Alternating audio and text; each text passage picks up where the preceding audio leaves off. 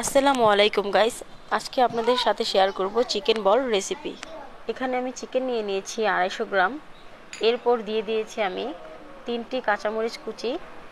তারপর দিয়ে দিব হাফ চামচেরও কম সাদা গোলমরিচের গুঁড়া। এটা আমি নিজের হাতে গোলমরিচটা গুঁড়া করে নিয়েছি। তারপর দিয়ে দিব হাফ চামচেরও কম রসুন বাটা।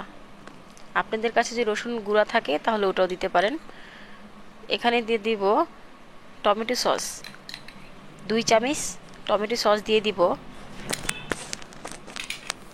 এরপর দিব কর্নফ্লাওয়ার। এখানে 2 চা চামচের মতো কর্নফ্লাওয়ার আছে।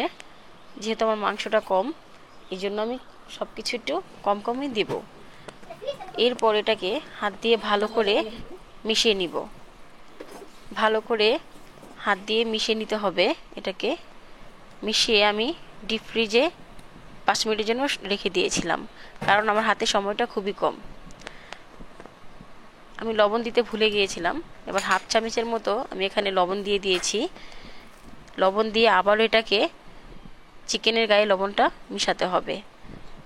আমার মিশানো শেষ। এবার হাতে একটু সয়াবিন তেল মাখিয়ে নিয়ে বলগুলো তৈরি করে নেব।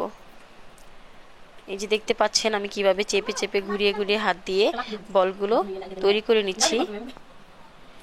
এই তো আমার বলগুলো সব রেডি হয়ে গেছে। এভাবে আমি বলগুলো সব তৈরি করে নিয়েছি।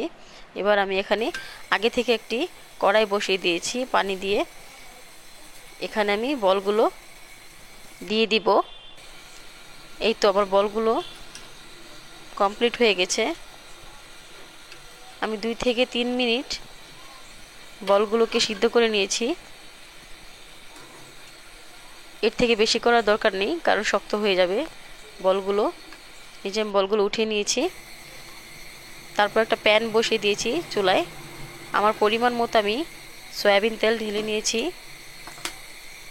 তেলগুলো গরম হলে তারপর বলগুলো দিয়ে দিব।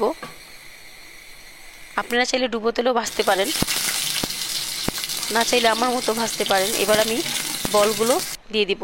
একেবারে সব বলগুলো আমি দিয়ে দিব। বেশি রং করার দরকার নেই, বেশি গাঢ় ভাজারও দরকার নেই। এই যে হালকা ভাজলেই হবে।